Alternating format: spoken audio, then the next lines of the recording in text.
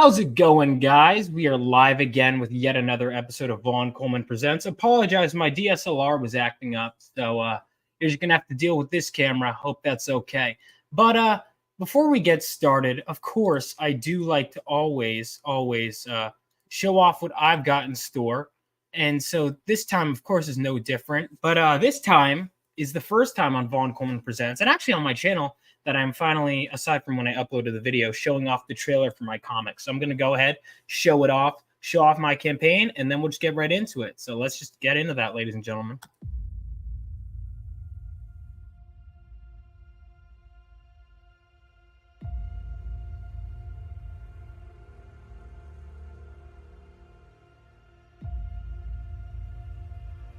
When the whole world was dragged into World War III, brave men like my father fought on the front lines. And they weren't alone. That was 20 years ago. Now it's up to us to carry on their legacy.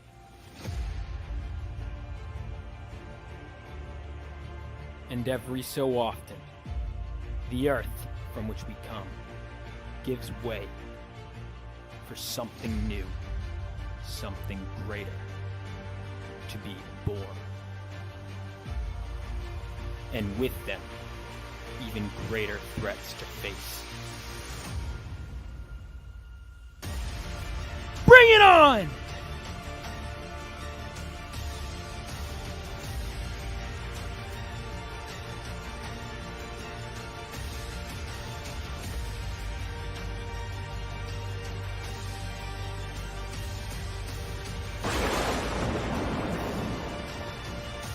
Phenomenal.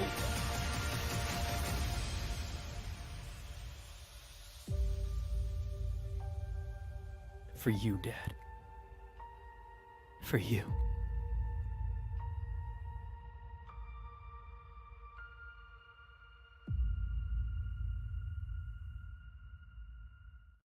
That's right, ladies and gentlemen, Phenomenova. It is my comic book that is launching at the end of this month, March 29th. So make sure you check it out. Of course, there's the trailer. The link is in the description, or you could go to rebeloasisstudios.com. It is set 20 years after World War III and follows the adventures of a teenage boy who is struck by lightning while holding a mysterious crystal and finds himself awakening with lightning powers. So here are some of the heroes he fought during the war. And when you sign up, first of all, there is an art contest. And when you sign up, you will also be able to get this exclusive free trading card if you back within a week of the campaign launch. So again, if you want this trading card, you're going to want to join that sign-up list. You'll also be able to stay up to date on everything. It's absolutely a must-do. So make sure you do that. And ladies and gentlemen, let's see, where's the sign-up option not there? Yeah, there you go. It was weird. Ladies and gentlemen, without further ado, the man of the hour. All right, you're not here for me. You're here for this guy. How you doing, Eric? What's up, guys? How's it going, Vaughn? It's going well. It's going really well. Cool, man. Good trailer. Thank you. I've been getting a lot of people seem to like the trailer, which is good. I wanted to make sure. I decided, I sometimes I just feel like I'm a visual learner and I can explain what the book's all about a million times, but won't always go through. So I like having that. But trailer for sure. Oh, it says invalid page. And your thing, I did click on it. So maybe just send the link again, and I'll update it in both the chat and the description. All right, I'll do it myself rather than copy and pasting. Okay. And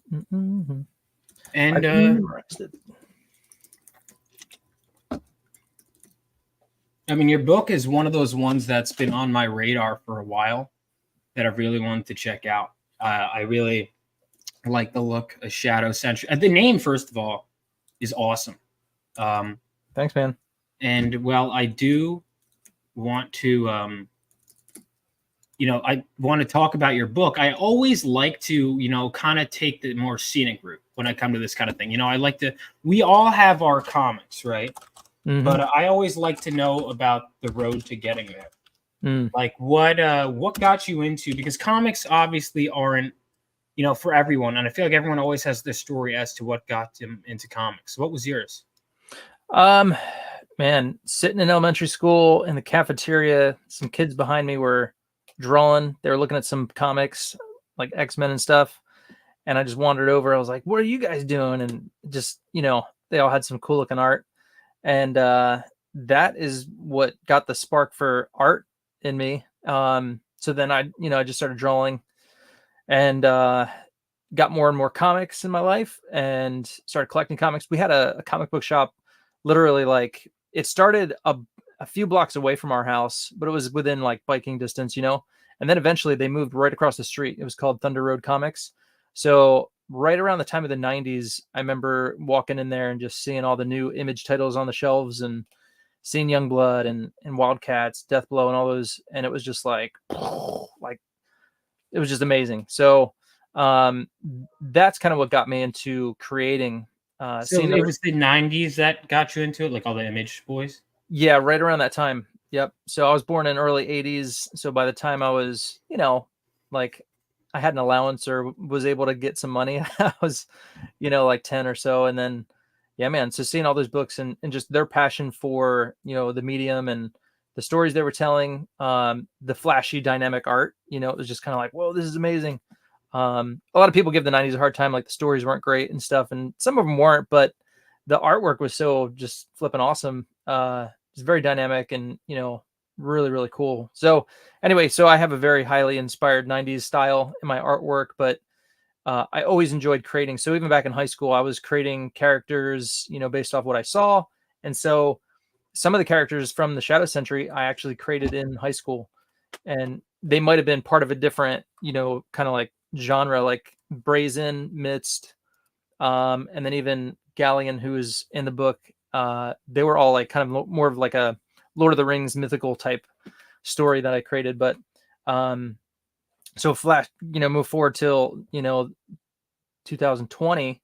Well, a little before then, it was kind of like, okay, I have all these characters I've created. Now I want to put them into a book. And so I've lots of stuff I created over the years, but I was like, all right, if I'm going to do my own book, what's my best, right? I want to put my best foot forward. I want to put my best stuff.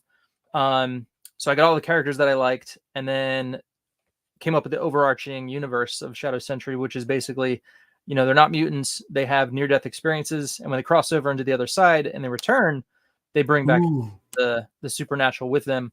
And so they're able to break the rules that govern our world because they've been to the other side.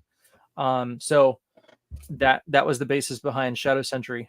That's such a cool concept. I really like that they were able to bring something over. Yeah. Wow. That's so. What inspired you to come up with that? Because I guess I know, like with the X-Men, like famously, it was like Stan Lee, which I always assumed was like, I don't need to come up with origin stories for everything, because at a certain point it gets exhausting. But having that be your catalyst for that is really cool. What inspired that? I think I wanted something that people could relate to, or like, you could come into it and you might not know anything about the universe, but it's like, oh, that's cool. Like, so heaven and hell, that's, a trope that, you could do a lot of, and it doesn't get old because it's like, you could do so many things with it. I think of Spawn, kind of similar, right? He goes to hell and Malbolgia gives him these powers and all that stuff. So I really dig that. And, and you can kind of get like the creepy eeriness of hell, but then also you have the, the other side, and you get the angels and all that stuff into it. It's just like fun, fun to play with. And then you have, they're humans. So you have the Hellborn and the Highborn, and they get to do their thing. So I thought that was cool. I was like, all right, that's what I'm doing. So that's awesome. That's really cool. Yeah. I mean, I think that's such a brilliant idea. So you mentioned that X-Men first got you into comics, but then when it came to creating that, it was the Image boys, right? Yeah. Mm-hmm. What were your favorite? Because it's funny because that's what got me into comics, even though it wasn't new at the time. I mean, I don't want to say got me into creating comics and looking at this as a career and all that, and really crossing the threshold, I would say, was Claremont's X-Men run. So it sounds to me, because that was the 80s. So that was your... Yeah. I finished all the 80s stuff. I'm finally onto the 90s. Nice. I read Madripoor Nights for the first time, so that was fun. Very cool. I'm not sure if you read... Did you read the new one? Yeah, did you read the new one? I thought the new one was so good. I have not read it yet, but it's very good. Cool. It was really cool. I made a video on it. It was really cool because it was like all you guys had to wait like however almost 30 years, right? I got to just wait like an hour. Right. I read it, and then I was able to read right in, and it was cool. It was actually great timing because that's where I was in the run. So a lot of fun. I really enjoyed that, and I'm excited to keep reading more. But what was your favorite? Who's your favorite X-Men? Probably Wolverine. He's That's just a so good pick. cool. I mean, Yeah. not it's like the claws are awesome, but then it's like he has the healing power and all that stuff, and just like Mhm. love Wolverine. He's Yeah. a character that I think also fits in like any atmosphere too. Like you look at the slew of Wolverine stories or Wolverine centric stories, they'll have everything. Like he's a character where you could throw him into any environment and make him work. You know, Yeah. certain characters have to be like Batman. Generally, I'm not saying he can't work in every environment, but like he's, you know, you have to have him in darkness or whatever. Wolverine, you can have him on another planet with the Brood saga. And I think it's almost like because the animalistic nature, but even then, to have like the Scorpio connection, right? Which has like him, it's more of an espionage story, or you have more crime centered stories, or how like samurai centered stories, like Wolverine. You know, I think he's a character that just resonates with people, and I think a part of it is he can thrive with any kind of you throw him anywhere. So you throw him in the deep end, he will always be a character that's working well. For sure. Yep. Yeah, the Claremont run, well, starting with Madripoor Knights, and then like once he goes to the Shi'ar Galaxy and all that stuff, that was such a good just story arc. You know, and Professor X is like, I forget what it was, if he was like brainwashed or something, but you know, Wolverine ends up like taking on Professor X, and just so it good. was like he got infected with the queen egg because he wasn't on the mission. It was like I forget how, but it was like all the X-Men were taken away, and Professor X was. I remember actually because it was the New Mutants, if you remember, were founded while the X-Men were dead because of the Brood, and it was like during all those stories, the Queen's egg was growing inside of him, and so he dies. But they're just like, oh, we could clone him. It's like, oh, they could have just done that, and yeah. So that was an interesting time, but it's a great time in X-Men history, and yeah, that's really cool. And so I want to pull up your stuff. But so your favorite writers then? You're an artist and a writer, is that right?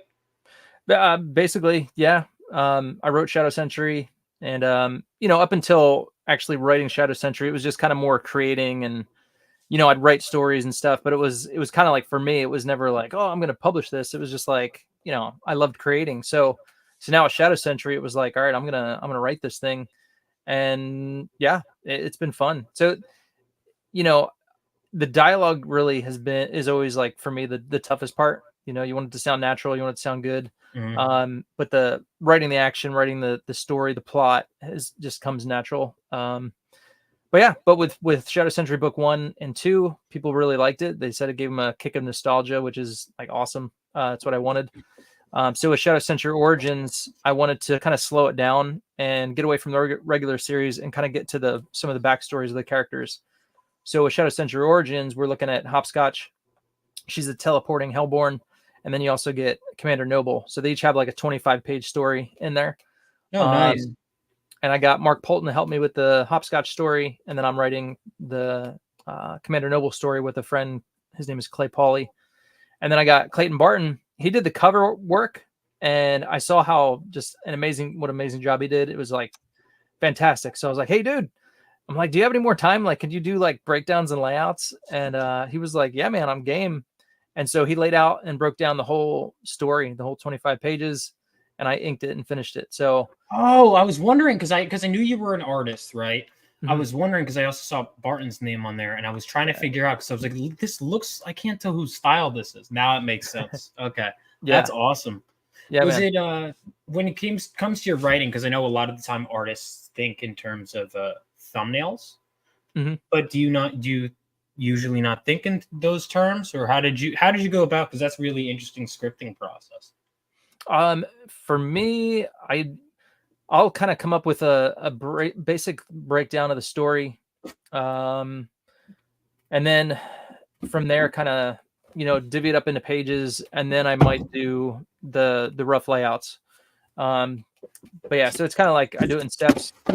Sorry about that. I was trying to grab my CG Vacation piece, had yours, and then my whole shelf came down.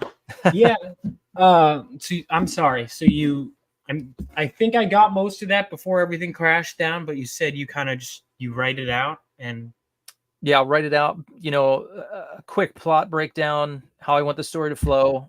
Major key points, and then once I get there, then I'll kind of go in and break down the pages. I don't do thumbnails. Well, I do thumbnails, but they're not thumbnail size. They're like 8.5 by 11. I kind of have the border going on, and then I do it almost at the size of a page. And then, because like you said, you're like a visual person, right? So am I. So I want to see everything on the page. And if it's so small, I might do like little quick things if I need to just get something down. But I like to work bigger. I want to see it, and I want to see how it's going to look on an actual size page. So yeah, I'll work a little bit bigger and then blow that up and ink it. And then, if I don't have all the dialogue figured out, then I'll go back in afterwards. As I'm inking it, I'm like thinking through the page. So I'll like throw down, what they might be saying, and just kind of, it's a fun process, really. Nothing's ever written in stone until I'm like, ready to go to print. right. So yeah, That's always the case. I feel like. yeah. So Yeah, that's really cool. I really like these covers. Obviously, the one with the chick is I feel like always going to be the. Maybe I'm wrong, but I feel like that's generally. Let me see if I'm wrong. No, I'm not wrong. Okay, that generally tends to be the preferred one. I mean, like this is the one that caught my eye, but they're both really cool looks of the characters. So, do you have between these two? That's a cool design too. Between these two, do you have a favorite cover? yeah, Barton's. Yeah, I think so. Of course, she's easy on the eye. So, Yeah. when it comes to these characters, what about favorite character? For my book, probably gonna lean towards Ganon, who is like the gun-toting, very grifter-esque, cowboy type character. He's not in here, but from the Shadow Sentry, he's probably my top guy. But if you're asking from this book, that's a hard one, man. I might go Commander Noble. I'm a stickler for guns and gear. So to draw them, like, Hopscotch is fun to draw, but I like guns and gear. So probably going to lean towards Commander Noble. That's awesome. And you drew both stories? So I did finishes on the Hopscotch story. All right. Over Clayton's breakdowns and layouts. Then the Commander Noble is like all me. Okay. So pencils, inks, and then, and the script too. Gotcha. Correct. Yeah. So. And which one did you do first? So the Hopscotch story, because like I mentioned, I got Clayton to do the cover, and then it was like I wanted him to do the breakdowns and layouts. So while I was like working on Shadow Sentry Book 2, somewhere around there, I was getting him to work on it. So I was getting the ball rolling, and the plan is to like have 2 books going at once, so I could like kind of do more than one a year. So that was the plan with Shadow Sentry Origins. So have other people working on it, and then I can come in and then get it done quicker. But it still ended up taking a year. But that's just, how the cookie crumbles. But my goal is to get faster and get out more books. So absolutely. Well, you're doing a good job so far. I mean, isn't that's always our goal, man? I was looking at a piece of paper. I've mentioned this on stream before. That was from 2022 as I was cleaning stuff out because I'm so messy. And it was like, oh, have issues 1 through 3 done by the end of the year. And now it's 2024. Issue 1's not out, but it's like, listen, I learned a lot during that time. By learned a lot, I mean made a lot of mistakes, which I think is how you learn best. But we get there. But I mean, these are awesome. So you said that these are the origins. So there was a first book? Correct. Yeah. So Shadow Sentry Book 1 and 2 are currently done, and there's a catch-up tier in here. So if anybody missed it, you can get. Well, I would just tell you to get all 3. But on Fund My Comic, I do have the books available as well. And if you order them on Fund My Comic, then you can get them like right away. Whereas this book, I won't ship until the new Origins book is done. So you have a few options. If you want book 1 and 2 and you want it quick, get it from Fund My Comic, which I could shoot you that, or you have that link. Do you? I have that link. Let me go ahead and hop over there for a second. Okay. I know I posted it on my side as well, since we're like double streaming here. But Yeah. No, I know I forget because I see stuff in your chat and I'm like, oh, okay, it says that. And I'm like, nope, not for yeah. This cover is so good. Okay, yeah. So I this had to use it for the thumbnail. Like I just had to. It was this is the Kickstarter one? That is the Kickstarter cover, nice. yeah. So if you missed that campaign, unfortunately Kickstarter is only 30 days. So I know. That's why it does force that immediacy, but it also I've missed windows on campaigns that I would have backed because it's so the also the annoying feature. Sorry, I didn't mean to interrupt you. Is the feature where you have to put in your information after the fact because it's like I got an email today. I was like, what? I already backed this like a month ago, and it's like, oh yeah, that's kind of weird. Michael Rushbrook says looks awesome. Is it 2 stories in 1 book? Yeah. Thank you for the $2, Michael. Yep. Yeah. 2 stories. So you'll get 2 25-page stories. And so this is like part 1. So there will be a part 2 and that'll like finish off both of their stories. So this is a 1 of 2. But I wanted to break it up because Shadow Sentry is all about, the Hellborn and the Highborn. So I wanted to highlight both of them. I had 2 really fun stories that I wanted to tell. And I'm like, well, let me just do it together. And, yeah, it'll be cool. So that's really cool. I really like this feature, or like this cover here, and the Hellborn and the Highborn. So the Hellborn, correct me if I'm wrong, is so it's when they get their powers by going down below, right? Correct. Yep. That's cool. Hellborn, Highborn. So that's really interesting. So it's almost like you're dead. And is it by the kind of person you are when you do this? Yeah. Mm-hmm. And is it possible to say go down Hellborn, get powers, and then redeem yourself and go back up? Or it is possible. Yeah. So as long as I mean, because they die, but they don't really die, right? They come back, so they're still redeemable. So I like to keep that in my back pocket. Any of these characters could be redeemed. And then someone asked, AV Research, maybe Eric already mentioned, is he doing a book for each character? Are you? No. I mean, no. So it'll still be like the double book. However, if you're talking about like other characters, so after I do the first 2 books of the origin stories, I want to do Hopscotch, Commander Noble. Then after that, what I'll probably do is pick another character and then just have the whole book be about them rather than split it up again. Kind of keep it. So then I could tell more story and just kind of do them one by one.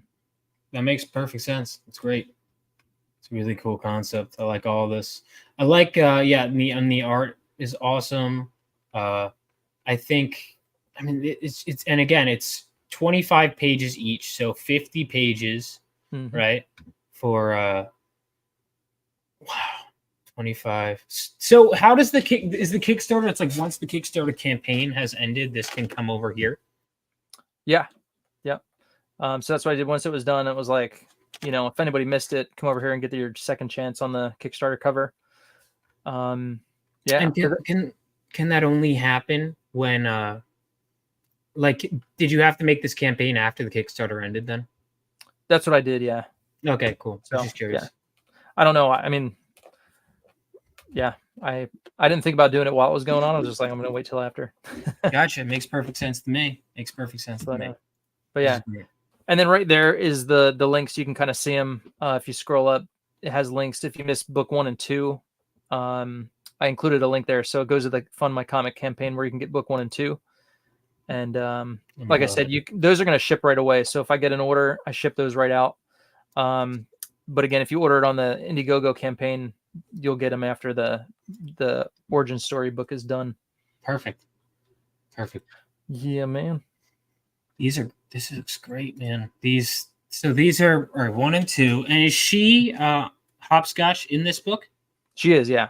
Oh, there she is. Never mind. Literally, I just looked before I asked. These are great. So I do have a question. So you're a writer. It seems to me like you started leaning towards art and then just kind of, I guess, fell into writing. But do you have a favorite? Who are your favorite artists, and who do you pull from the most? Probably Jim Lee the most, because that's who, early on, that's whose art really spoke to me.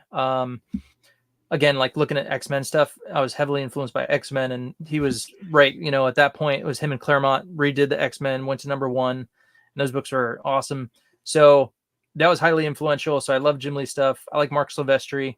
And then again, I like got heavy into comics around the 90s when Image launched. So all the Image creators, Eric Larson, Rob Liefeld, all those guys, Will Portaccio, Right. eating up all their books. Dale Keown, fantastic. Oh, So yeah, and yeah, man. So just that heavy stylized, lots of cross hatching, and then I like Jim Lee a lot because he's kind of more versatile. I feel like he could do 3 different styles and they're all be like very, very, very cool. So, he did Death Blow, which is more Frank Miller. He could do his style. Then he kind of morphed it in there somewhere and did a more like a J. Scott Campbell style, which I didn't love, but it was still pretty cool. So I really like his stuff. That's Death Blow. I haven't seen this before. That's interesting.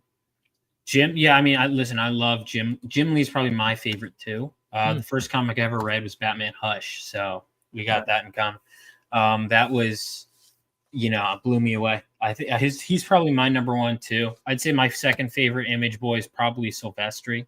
Mm-hmm. But yeah, I mean, I love their work. Have you read the new Batman series he did? I did. I got it signed by him too. We talked about it for a bit. I had mixed thoughts on it. It's weird, but like hearing him talk about it really like kind of sells me on some things. There were things. I assume you read it? I did, yeah. What did you think of it? I thought it was really good. I liked the detective aspect of it. Kind of, I forget the girl's name, but the villain at the end. Like I liked her backstory, how we worked that in there. She was cool looking too. And then those creepy Joker dudes. I just, I dug it. I like when you go heavy into the detective kind of story where it's like there's a lot of unknowns and you know what I mean? I kind of dug that. So yeah, I thought it was cool. Yeah, I think so too. I think it's great. I had issues. One of my issues, like even highlighted what you said, the fact that I don't remember the main villain's name either. Right. A big problem.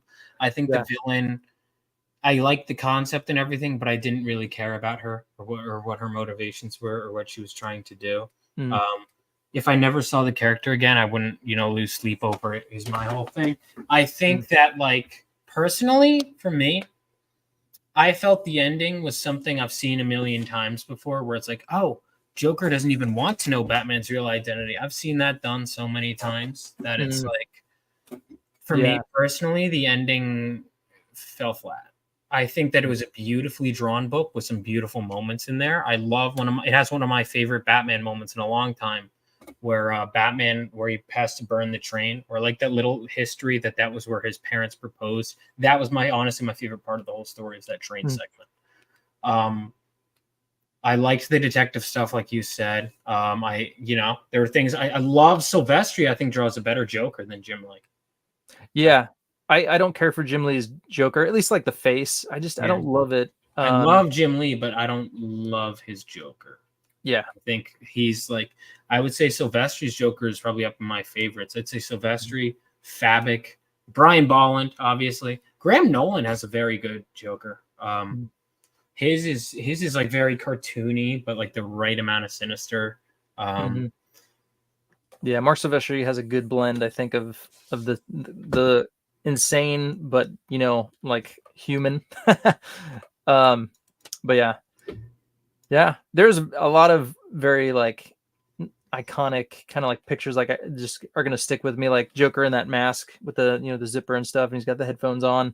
The Batmobile was ridiculously sick. Yeah, I think the look of Gotham City, the gothic look to it, was really special. Yeah. And I know you mentioned Jim Lee. So what was your first introduction to Jim Lee? What specific comic? Man. Was it X-Men #1? Or no, that was 90s. That was, yeah. I mean, before, gosh, I'm trying to think. Or I guess what was your introduction to X-Men? Because it might not have even been Jim Lee. Right, yeah. I remember specifically Wolverine, where Mark Teixeira was drawing him. that was some really cool stuff. So a lot of the books I feel like were like books that kids brought to school, and I would just like check them out. And then this girl that kind of had a crush on me, she bought me some comics because she knew I was into art and like comics. Wow, what a woman! And so she bought me that Wolverine, and yeah. So Mark Teixeira's work on that was like stupid cool. But my first Jim Lee book, gosh, I don't know if it was X-Men #1 or if it was like, if it was the Wildcats. I'm trying to remember. Yeah, it doesn't like stick in my head which was the first. Teixeira. Okay, so because I'm wondering, because you said started in the 80s, because I'm looking up his run now. It was 61, so he doesn't kind of join in until a little later into yeah, it was like 89, 92. Okay. Yeah. Yes. Okay, so you kind of came on a bit later. I was just wondering that. I know I've had so many people just tell me how much they loved Mark's art. I haven't read much of it yet, I think, is of his stuff. Of Silvestri? Yeah. Okay. Yeah. He did a lot of Wolverine. He did some Uncanny X-Men. Or no, not Silvestri. Mark Teixeira. Oh, okay. I didn't really get it. No, I know Jim Lee's stuff. He did, and Silvestri, of course. Silvestri did so much. I think I'm done with Silvestri's X-Men run. I gotta check, but I'm pretty sure I read all of his X-Men issues. I think next would be his Wolverine. Nice. He did so much, and then Jim Lee. Obviously, I guess he couldn't pump it out as fast of a rate as Silvestri because his art style. I mean, you look at it and it's like this guy can't be a monthly guy. There's no way. If he ever had stuff coming out months apart, it's probably because he was given the assignment. Yeah, that's a good question. Who actually? I feel like Jim Lee has more Marvel books than Silvestri does, but Silvestri come on after. Well, I'm trying to think now. So Jim Lee did 25 issues of Uncanny X-Men. I'm looking at it. Thank God for Comic Vine. It makes me look smart, even though I just totally. Well, it's not like I would have known this off the top of my head. Then Punisher, War Journal 18, Alpha Flight 20. Okay, so that's like those are his biggest, and then 11 of just X-Men. So 11 X-Men and 20. But even then, here's the thing: that doesn't necessarily include, because there were a couple covers Jim Lee did for issues that he didn't do the interiors for. I'm seeing at least one that he didn't. So he didn't do that one. He didn't do. Here, let me share my screen since we're talking about this, and we can get back to your book. Why not though? But I always like to have fun, and that's the thing. I think when people don't talk about like what inspired them and nerd out, I think like this kind of stuff also helps you where we're coming from. See, he didn't do the interiors on this or this or this. This is my next issue to read. So I have read some early. Yeah. Rogue finally coming back. Yeah. Okay. The Extinction Agenda, super good. All right. That's my next big event is Extinction Agenda. Yeah. Yeah. That right after 268 is where I think Jim Lee was just like all on fire. And, you got stinking Scott Williams, who's just fantastic. It was just, you had like all the best right there. I'm excited to get to Extinction. I'm going to show you you got to understand how psychotic my reading order is. It's nuts. So just to give you an idea of how I've been going about reading X-Men and why it's taken me so long is because I decided, although I didn't read Alpha Flight, I know I should. Everyone tells me I should.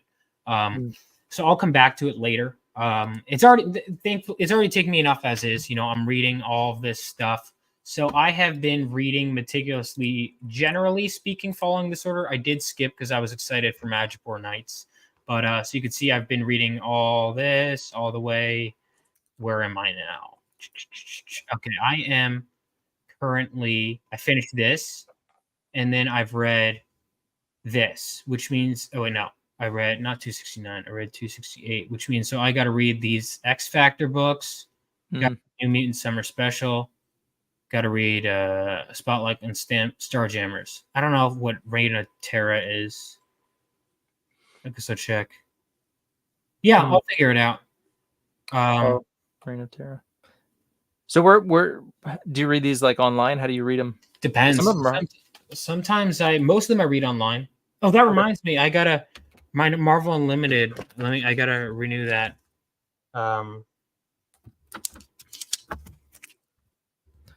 Yeah. So after I found out about all these awesome artists, at Image, it was like, then it was kind of like slowly I started going back and I was like, all right, what did they work on before this? And, I found out all the X-Men stuff. So I kind of feel like I found Jim Lee at Image and then I went backwards and To started his other collecting all work. the stuff. And I was like 9 or 10. I was 10 years old when Image first started. So, my kid brain, I'm just like soaking it all in. And then as I start collecting, it's like, all right, well, I'm going to go backwards and find out all this other stuff. So I've been collecting all the Uncanny X-Men books from both Mark Silvestri and Jim Lee. And then went back and got some of the Alpha Flight, got all the Punisher War Journal. I try and get the collected editions if I can. So I have the Punisher War Journal collected edition. And yeah, man, it's fun seeing their War Journal, their early days. Yeah. Yeah. I like that. See how they morph and just get better and better. It's really cool. No, I mean, that is really cool. One of the things I even liked now is because I didn't grow up. When I grew up, most of these X-Men characters were established characters. So even from a character standpoint, going back and seeing, oh, Rogue started off as a villain and kind of looked different, and seeing how the characters slowly morph into what we know them today is a really cool. And I think that's something that's unique to comics. And my question for you is, okay, so you have Shadow Sentry 1 and 2 and Origins. So do you have a specific order that you want people to read them in? Yeah. Read 1, read 2, and then read Origins. Because my plan is, so when you read the origin stories, you're going to get some pieces of information that I've alluded to in book 1 and 2, specifically for Commander Noble. You're going to get his backstory. And then by the time book 1 and 2 of Shadow Sentry Origins is done, it's going to kick off the second story arc for Shadow Sentry, which should be book 5. And then you're going to have like that basis of information for, who this next villain is, who this next team is, which is the XI Hunters. And they have, lots to do with Commander Noble's past. So yeah, so that's the plan. And that's the way to do it. That's awesome. So I mean, these books look fantastic. And I think more and more people should get them. I'm definitely interested in getting these. How long are these Fund My Comic campaigns going to be up? I think originally I had an end date, but I changed it to a storefront, so there is no end date. Yeah, so right awesome. There. So it'll be indefinite, and then I could add more and more to it. Once the books are actually in print, and then I'll probably just I'll have like a nice storefront, and you can get all the Shadow Sentry books there, and then And then so I did a lot of the holographic covers. I'll have 2 of the holographic covers for the Shadow Sentry Origins books. And then I'll have those on like my storefront. And those will be a little more exclusive, And your storefront is Fund My Comic? No, EricNinaltowskiArt.com. Okay, gotcha. I wasn't sure if you'd have that. That's awesome. And for the Indiegogo, what can you get on Indiegogo that you can't get on Fund My Comic? You can get, I'm trying to think. Can you go back to the Fund My Comic campaign real quick? Oh, back to the Fund My Comic. Sorry. Yeah, because I think you can only get the Kickstarter cover. I'm sorry, I have a few seconds. Yeah, you can only get the Kickstarter cover on the Fund My Comic. Okay, yeah. So you're looking at just the Kickstarter cover. And this one's closed out. Yeah, so this one you can't get here. You can't get anymore, right? Okay. Yeah. Okay, I probably did that because it's I was planning on printing in February, so I'm a little bit behind, but well, never mind. Don't go to that campaign anymore. All right. So the Kickstarter one you can't find anymore, right? Correct. Yeah. Okay. I mean, I missed that cover. There's always someone that misses the boat, though. That's one of the, I was always afraid of launching because I was like, someone's not going to be able to get it. And I'm like, you know what? Someone's always going to miss it. I had people I was there, Rainey's whole campaign, right? Stream with her from Fiendish 2.5. And then it ends. And the next day, I have people going, I missed it. I'm like, what? But I guess, you think you're in everyone's ear. And the fact of the matter is you're not. Yeah. You're I'll for Shadow Sentry. It's like I see it and I'm like, I know I want it. I have written it down many times. Mm-hmm. And I know I definitely want this book. I mean, these books look great. They look so good. So what inspired? I mean, Hopscotch is a great name. First of all, what were your inspirations for these characters? anything. I see a lot of Cable in the second one, but then again, maybe I just default to Cable with any big guy with a gun. He's definitely Cable inspired. Yeah. Yeah, I wasn't sure because I don't want to say every older buff guy with a gun is Cable, but a lot of them, especially if you're from the 90s, I assume. I just got to Cable recently in the comics, actually. Yeah. No, it's JR's run on Cable. Well, he did. I didn't know he did. What didn't he do? That man did. I didn't know he did Cable, but he's done everything. It was like a 2-shot. It was like 2 issues, 1 and 2, and then it was done. And that's when Art T. Bear picked up and did Cable #1.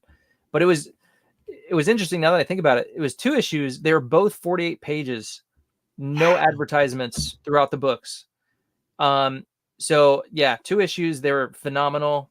You get all about Strife and that whole thing, and then the other Weapon X. And yeah, awesome story. So that was I did read that. I remember seeing that in my younger years.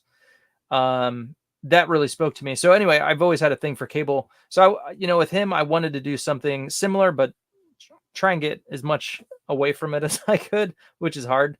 But I gave him like the cool, eagle on his pauldron, and but the gloves and things like harken back to the earlier days of Cable. But yeah, so definitely inspired by him. Hopscotch was just kind of like, I wanted like a cool schoolgirl look, and her whole thing is she's a teleporter, so she'll like draw. Oh, that's portals. A perfect name. Yeah, draw portals with her hand, and then she just like hops through them. So Hopscotch, schoolgirl is like that's cool. And what are Commander Noble's name again? What are his powers again? He's indestructible. That's dope. These are great. How old is Hopscotch? You said the schoolgirl. Is she? Yeah, in the origin story, she's about 16. She's still in high school. So when we meet her, it's like 5 years later in Shadow Sentry book 1. So that's really cool. She's still young. But. I also want to say, I think so. You see her. Wait, she's how old in book 1? She's so kind of like 21, so maybe 16, 17 in Origins. Okay, so there's a big bit of gap. There is, yeah. Mm-hmm. Cool. And this was really interesting. So he's so after you mentioned, so 9/11 plays a role in Commander Noble's backstory. Yeah. So he's in the military, but after 9/11, he's like the first deployed over to Afghanistan. So he's a highborn, he has a near-death experience, so not much of a spoiler, but his platoon gets under attack, and he's the only one that survives. But that traumatic event, that's when he finds out he has these powers of indestructibility. So he gets to go crazy and just kill a bunch of terrorists. That's awesome. Listen, as someone who, lost that in 9/11, that definitely kicks ass and something I want to read. Good revenge fantasy. So thank you for writing that and drawing that. That's awesome. Yeah. When does this take place then? That story right after 9/11. Right. Okay. So this. All right. I'm definitely gonna want to get this then. That's really cool. Trying to think. Time frame is probably November, December of 2021, because we went in pretty quick after 9/11. So right. And so the present story. So this all takes place before. Correct. So how old is Command? How many years? Like when are the current stories set? The regular series Shadow Sentry. Yeah, right. Present day. So 2020. So he's like 45. Okay. Yeah. So he's a bit younger in the origin story, but still really old. grayed out.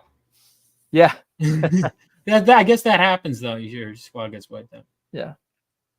This looks great, and I see we got a lot of. Is that Gina? I met her. I got to meet her again. She's great. Awesome.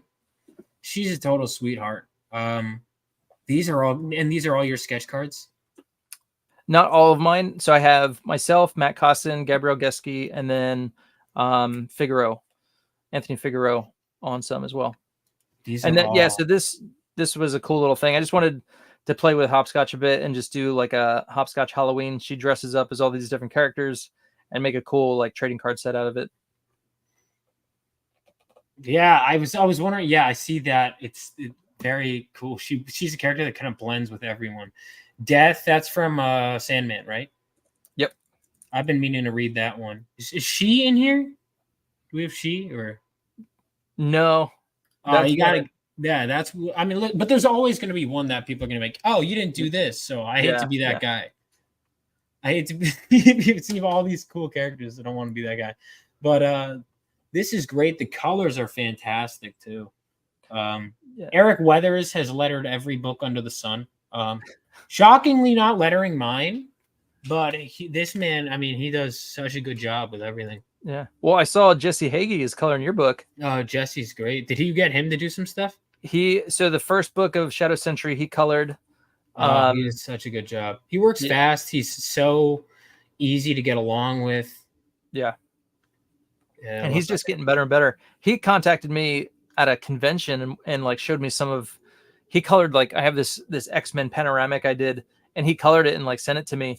And it was like back in the day, and it was not that great, but like, dude, he progressed so fast and he kept sending me stuff. I'm like, dude, yeah, man, I think you're ready. I'll give you some work to do. And what I did is I had him do the first round of colors, and I gave it to Carbon Graphics, this guy who does all my covers, and he's amazing. He'll just take it and just dial it up like 10 notches, and it's just phenomenal. So, but for book 2, this is Kevin Anthony DeCastro who did the colors. Oh, he did some work for me too. Nice. That's so funny. Wow, so you use both of my colors. That's so funny. Yeah, Kevin Anthony DeCastro, my first published work, where did I put it? Was a 10-page short story that I plan on following up at some point. And it was Kevin Anthony DeCastro was the guy who colored the interiors, and he was great. He worked so fast. He was on a tight deadline. And he's like, he'll catch every little thing in the art and be like, what's this? As I'm flatting this, I noticed this. He's so fast, so professional. Can't recommend him highly enough. And he killed it. He totally killed it. He did the colors for the Hopscotch origin story as well. Great stuff, man. He is one of those names to look out for, Kevin Anthony DeCastro. He's so good. Yeah, I mean, so you got great choices in colorists. If you like the colors in any of my books, definitely check out Shadow Sentry.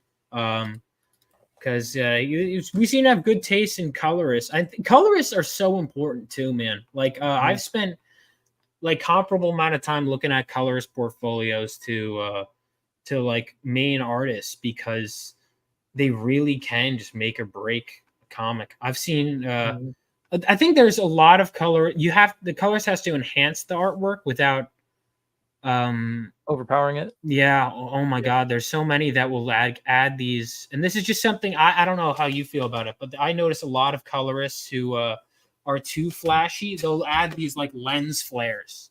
I don't know if you know what I'm talking about, where it's like, oh my God, they're so annoying. It's like, I'm like, oh my God, I'm just trying to look at the piece. Whereas you want like this, and like, look at all the colors, the way they pop here, but it doesn't like intrude on anything. Yeah. Kevin gets that good balance. And there are some times when I'm like, too much. So I'll get the colors back and I'll tweak it a little bit sometimes. You can do colors too. Yeah. I try to let other people do it because I can do it, but gosh, if I did everything, it would take too much time. So I'm like, let these guys do what they do best. And then I'll, I kind of like having the last say. So I'll tweak things just to dial it in where I like it. But yeah, but you could totally do too much where it's like, you're not seeing the actual artwork underneath. And it's like, so I like a good blend.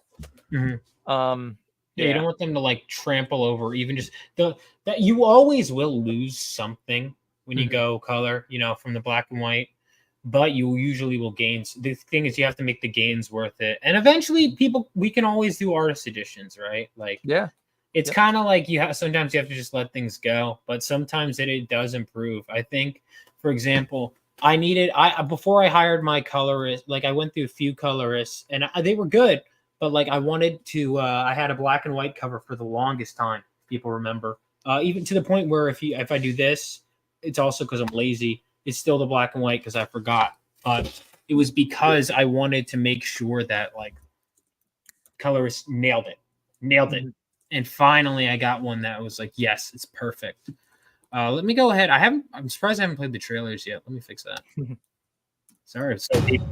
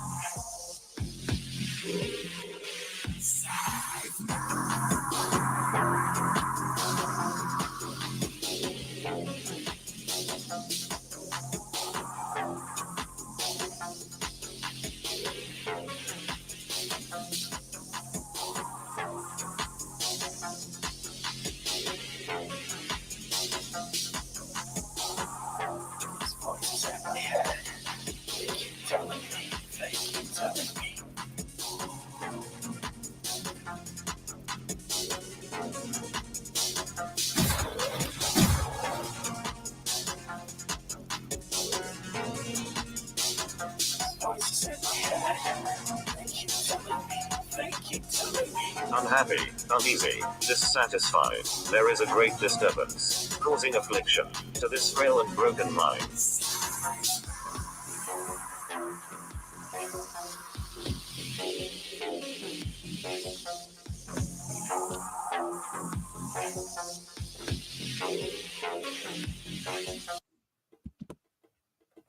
That was dope, man.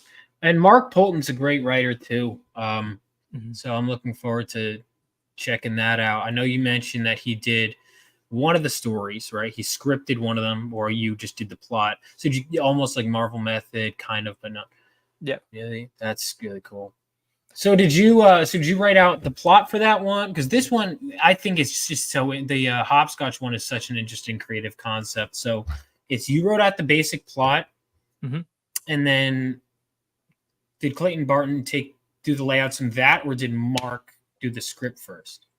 Mark did the script first, so Okay. we kind of went through the plot. It's kind of like, yeah, there was I had this idea in the back of my head, and it was like there's a lot going on because you have different factions, different Yakuza clans, and it was like I wanted to make sure Mark understood what I was thinking. And since we got that down, then it was like, okay, he did the script, we gave that to Clayton, and then afterwards, all the breakdowns and layouts were done. Mark took that, and then did all the dialogue and all that stuff. So Marvel Method for sure. That's awesome. That's such a cool way to go about it. And I see you got digitals too. I want to get this physical. Oh, fan art book. I hadn't thought. So did you do an art contest and then just include a lot? No. So Fan Art Friday, that book, that was the Cara Dune you saw down below. Yeah. Oh, it's your own fan art. Yeah. So I did a YouTube thing called Fan Art Friday where I would draw anybody and everybody, but the people comment with a character and then I'll draw it on stream. And so that's just full of maybe 2 years worth of work doing that. That's and cool. Yeah, so there's a lot of CG guys in there. There's Phil Diaz's guy character. There's Mark Polton. Guy? He's got so many. Yeah. So it was fun. Got do a lot of different characters. Got to do some like old school guys like Ash. Did a Shredder. Just a lot of fun stuff. So that's a collection of fan art I did. That's really cool. Do you still do Fan Art Fridays or no? I do. I've changed the format. So instead of doing, having people comment with a character and then I draw it, I'm basically just doing fan art that I just pick. So I'm doing a Last Ronin piece right now. That book was so good. Yeah. I just subscribed to you, by the way. Everyone make sure, let me go ahead and post that in the chat too. Cool. Everyone make sure to sign dude, it's become a muscle memory. I keep saying sign. I'm afraid that when I start telling people to back for like a solid month of my campaign, I'm going to keep telling people to sign up, and they're not going to know my campaign is live. So this is earlier this month, I tweeted that my comic is launching next month. It's not. It's launching this month. Right. Just habit. But yeah, so I did this on Fan Art Friday after I read the book because I was like, dude, this is awesome. It was so good. I was really, that was one of those few modern comics. And in my lifetime, I don't think I've read that many, but it was one of those few where I'm like, this is one I'm going to be telling my kids about and saying, I was there. I got this. I have it right. Yeah. One of the issues right here. I mean, this book, I was going through it because I was going through when I was deciding how I want to print it. I was going through paperweights and a bunch of different books I have and deciding what I liked. Yeah. That's the way to do it. Great, man. That's really cool stuff. This book looks awesome. So the best way for people to back to get everything, again, just run it down. I think I got it, but I always like to make sure that the audience is. Yeah. So I would go to the Indiegogo campaign because that is ending at the end of this month. But you can get book 1, you can get book 2, and the Origins book. So at the top, I have the featured basic training bundle. So you kind of save a little bit if you get all 3. Mm-hmm. I do have another catch-up tier, but you can get basically all the books that I have to date. Yeah. And then, if you want, like I mentioned, so Fund My Comic has a second chance campaign for book 1 and 2, which is the regular series. If you want to get those like fast, order it on there and then just order the Shadow Sentry Origins book on here. Because you'll have to wait until I go to print and then you get all the books on the Indiegogo campaign. But whatever you like to do. I got the trading cards on here, which are kind of a fun thing. So it's Hopscotch dressing up as different characters. We got Maleficent, Marilyn Monroe, Zealot from the Wildcats back in the day. We got Battle Angel Alita. I just posted the original art for that on here too. And then some of the other artists who did the trading card art, the art is available. Gabriel Geske, Anthony Figueroa, Matt Costin, he does digital stuff, so I couldn't put his original art on there. But yeah, so there are a lot of add-ons because it is my third campaign. There are a lot of add-ons you could do in the back end. So, you know, if you see something you like, you're going to find different stuff on the add-ons. Just beware. And yeah, that's pretty much it. That's great, man. And everyone, make sure to check this out. And correct me if I'm wrong, you're closing on Reedy's channel, right? Correct. Yeah. On Reedy's channel. Did I play? Does this have its own trailer? Did I play this trailer? Or did That's I the one you I played, did yeah. play it. Yeah. I Yep. did play it. Okay. All right, guys. Then anything else you want me to pull up? Well, so I'm doing, after this, I want to do a kids oriented comic. It's called Battle Mode Omega. Oh, I saw that. I could share that link with you, but I'd you know, love so to take a look. this book kind of speaks to the people of my generation, you know, my demographic, but I wanted to do a kids book, and I have 4 kids, so I have a heart for kids content and good stuff. And I just feel like it's, you know, Phenomenova is going to be awesome. So I'm going to, Yeah, I really check that decided out. to double down on especially when I had so many people say it's all ages. And I wrote it kind of issue 1, like, yeah, it just felt natural for it to be. And so many people responded so highly to it being all ages that I'm like, I guess I'll just keep it going for that. I mean, obviously it's kind of like, you know, Dark Phoenix it's all ages, but it's darker stuff. I do want to go there down the road, like the darker. But yeah, I mean, kids need all ages comics that are good. I really do think. And I think that I can do that without compromising. And whatever mature stuff I want to do, hey, got other ideas, right? Yeah. Have a little bit for everybody. Yeah. But yeah. So I have a sign up right now for Battle Mode Omega, and you can get in the know. And then as I get closer and as things progress, you know, I'll send out emails and let you know when we launch. So you can see I'm signed up. So I'm going to say sign up for Noise. Battle Mode Omega. And when are you planning on launching this one? I assume after. So probably, I'm thinking like 6 months from now, so around August or so. Yeah, maybe sooner, depending on how we get things rolling. But yeah, get this campaign done, get it, you know, fulfilled, get it in the books, and then start cranking on this. And then we said this will be. We're kind of throwing ideas around, but we want to make it a bigger book. So maybe 100 pages, maybe more. Nice. Do it at a 6x9 kind of size. And then, yeah, just kind of have more story. And then, yeah. So it'll be fun, Awesome. man. I'm excited about it. Okay, sounds good. Thank you so much, man. This has been so much fun. I'm glad we kept missing each other. Well, more so my fault, probably. I've been very bad with scheduling in general. Busy. I'm glad. Well, that too. You know, I didn't believe it or not, I didn't just get 515 signups through them just with no experience. I mean, oh my God, having to deliver on that though is going to be scary. Because now I'm like, I talk all this big game, which you're supposed to do for the record. Right. And now it's like, oh man, well, I rewrote my script many times, so it should be good. Yeah. I've gotten good quotes. But get a lot of eyes on it and, you know, get some good feedback and you'll be good, man. Oh, I have been. I've sent it to so many people. Even earlier today, even down to my campaign page, I revised my about like what it's about section because Mike Barron unprompted just goes, "Hey, you need to fix this." And I'm like, "Mike Barron, you're a good man." He's, by the way, any writers, anyone, he's one of the best people to reach out to. He will give you great feedback. Cool. So definitely reach out to him. Thank you so much for coming on. I was originally going to have Vaughn Coleman Presents tomorrow, but I have some real life stuff that I'm doing, so I'm not going to be able to stream tomorrow. I'm not going to be able to stream probably until like Sunday.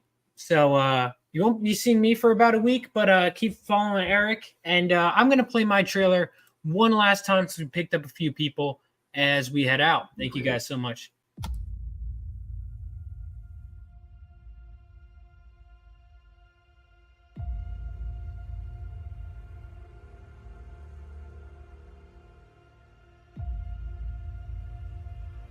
When the whole world was dragged into World War III, brave men like my father fought on the front lines. And they weren't alone. That was 20 years ago. Now it's up to us to carry on their legacy.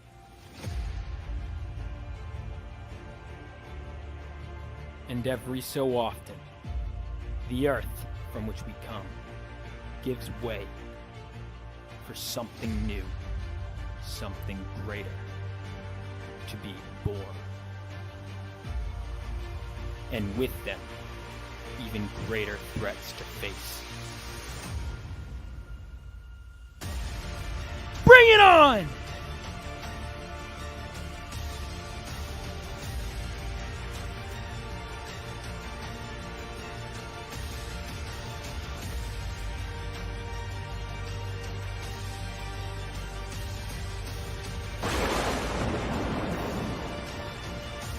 Phenomenal.